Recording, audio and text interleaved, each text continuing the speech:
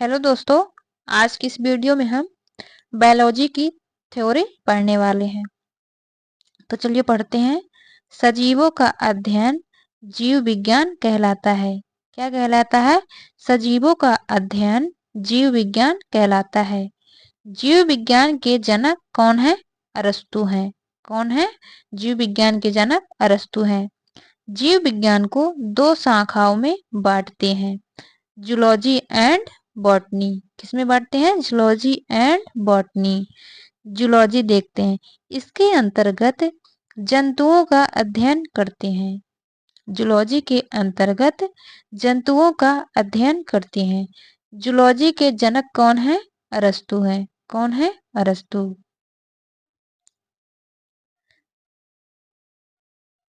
कोशिका देखते हैं, सेल किसे कहते हैं? कोशिका का अध्ययन साइटोलॉजी कहलाता है। क्या कहलाता है? कोशिका का अध्ययन साइटोलॉजी कहलाता है।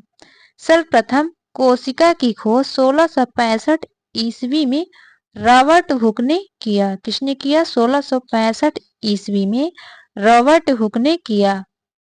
किंतु इन्होंने मृत कोशिका की खोज की थी। किसकी खोज की थी? मृत कोशिका की। इन्हें फादर ऑफ साइटोलॉजी कहा जाता है। रॉबर्ट हुक को फादर ऑफ साइटोलॉजी कहा जाता है। सर्वप्रथम जीवित कोशिका की खोज 1674 ईस्वी में एंटोनी वान लीवेनहॉक ने किया। जीवित कोशिका की खोज किसने की? तो एंटोनी वान लीवेनहॉक ने। इन्हें फादर ऑफ बैक्टीरियोलॉजी कहते हैं। क्या कहते हैं? फादर ऑफ बैक्टीरियोलॉजी कहते हैं। रॉबर्ट ब्राउन ने 1881 ईस्वी में कोशिका के अंदर केंद्रक को खोज किया। किसका खोज किया? केंद्रक की। स्लाइडन एवं स्वान ने कोशिका सिद्धांत दिया और कहा कि शरीर कोशिकाओं से बना है, अतः कोशिका शरीर की सबसे छोटी इकाई है। क्या होती है कोशिका? शरीर की सबसे छोटी इकाई होती है। मृत कोशिकाओं को नेफ्रोसिस कहते हैं। क्या कहते हैं? मृत कोशिकाओं को नेफ्रोसिस कहते हैं। सबसे छोटी कोशिका माइकोप्लाज्मा की होती है। किसकी होती है? सबसे छोटी कोशिका माइकोप्लाज्मा की। सबसे बड़ी कोशिका किसकी होती है? शुतुरमुर्ग के अंडा की। अब हम देखने वाले हैं कोशिका के अंग। कोशिका के अंग कौन कौन से हैं? तो पहला है जीव द्रव्य। जीव द्रव्य को प्रोटोप्लाज्म कहते हैं। इसकी खोज पुरकुंजे ने की। जीव द्रव्य की खोज पुरकिंजे ने की। यह एक तरल गाढ़ा पदार्थ होता है। इसे जीवन का आधार कहते हैं।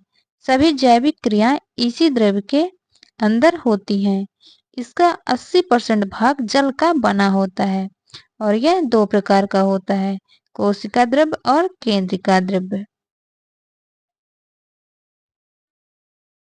कोशिका द्रव्य को सूखने से बचाता है। क्या करता है? कोशिका द्रव्य को सूखने से बचाता है। अब देखते हैं कोशिका भित्ति। यह सेलुलोज की बनी होती है और केवल पादपों में पाया जाता है। ये पेड़ पौधों को सुरक्षा देता है। कोशिका भित्ति पेड़ पौधों को सुरक्षा देती है। जीवाणु एक पादप होता है जिसकी कोशिका भित्ति पेप्टिडोग्लाइकन की बनी होती है। जीवाणु की कोशिका भित्ति पेप्टिडोग्लाइकन की बनी होती है।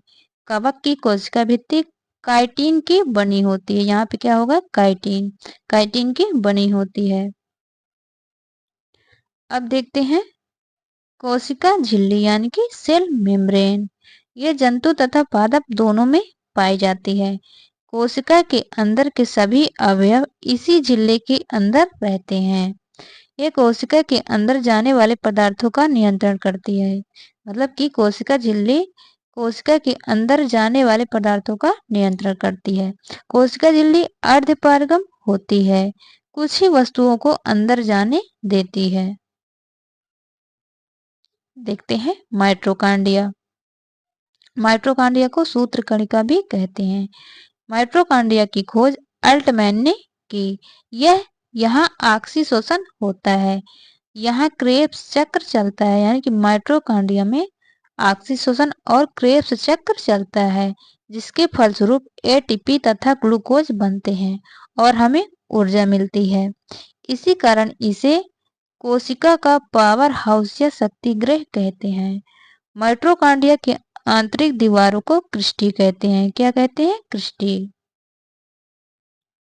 अब देखते हैं अंतःपरद्रव्य जालिका, एंडोप्लाज्मिक रेटिकुलम।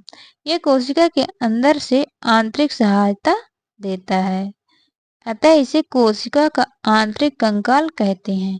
यह दो प्रकार का होता है। पहला है स्मूथ एंडोप्लाज्मिक रेटिकुलम, यह कार्बोहाइड्रेट तथा वसा का निर्माण करता है।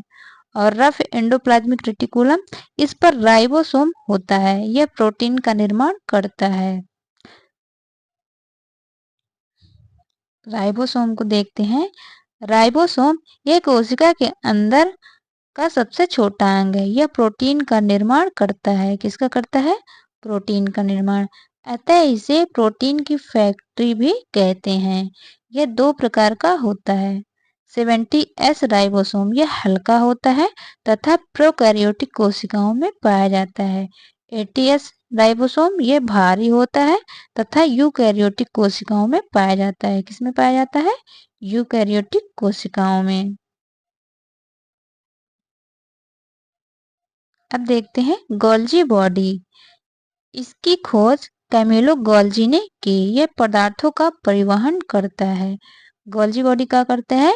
पदार्थों का परिवहन करता है, अर्थात यातायात में सहायक है। सेंट्रोसोम क्या होता है? सेंट्रोसोम को तारककाय कहते हैं। यह कोशिका विभाजन का कार्य करता है। सेंट्रोसोम का कार्य कोशिका विभाजन करना होता है। यह मस्तिष्क में नहीं पाया जाता है, जिस कारण तंत्रिका कोशिका में विभाजन नहीं होता है। यह केवल जंतु कोशिकाओं में पाया जाता है। पादप कोशिकाओं में कोशिका विभाजन सेल प्लेट के द्वारा होता है। किसके द्वारा होता है? सेल प्लेट के द्वारा होता है। सेंट्रोसोम की खोज बोवेरी ने की थी। किसने किया है? बोवेरी ने। अब देखते हैं लाइसोसोम। यह कोशिका के अंदर पाचन का कार्य करता है। लाइसोसोम का क्या कार्य है? पाचन का कार्य करता है। इसके अंदर जल अपघटक एंजाइम पाए जाते हैं। क्या पाए जाते हैं? जल अपघटक एंजाइम। कोशिका के अंदर का कोई अंग यदि काम नहीं करता है तो यह उस अंग को नष्ट कर देता है। जब पूरी कोशिका कार्य नहीं करती है तो यह फट जाता है, जिससे पूरी कोशिका नष्ट हो जाती है। अतः इसे आत्महत्या की थैली या एटम बम कहते हैं। वेरी वेरी इंपॉर्टेंट है। इसी इसकी खोज डी डुबे ने किया था। किसने किया? डी डुबे ने। आरबीसी के अंदर लाइसोसोम नहीं पाया जाता। वेरी वेरी इंपॉर्टेंट है।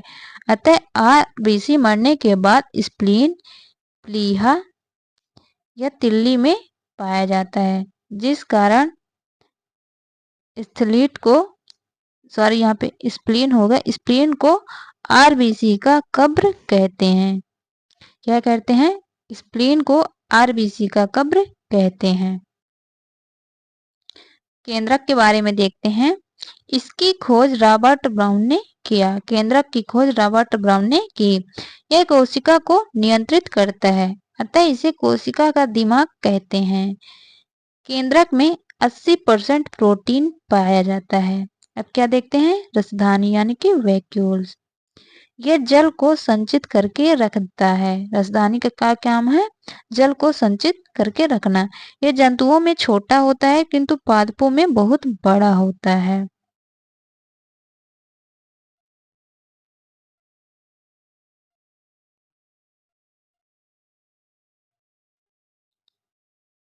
लवक के बारे में देखते हैं।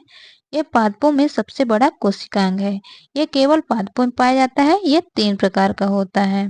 पहला है क्लोरोप्लास्ट, ल्यूकोप्लास्ट और क्रोमोप्लास्ट। पहला देखते हैं क्लोरोप्लास्ट। यह भोजन का निर्माण करता है। यह पत्ती तथा तना में पाया जाता है। क्लोरोप्लास्ट का निर्माण भोजन का निर्माण करना। और ल्यूकोप्लास्ट देखते हैं, यह भोजन का संग्रह करता है। यह जड़ तथा फल में पाया जाता है। क्रोमोप्लास्ट होता है, यह रंग प्रदान करता है, जैसे टमाटर और मिर्च लाइकोप्रीन के कारण लाल होते हैं।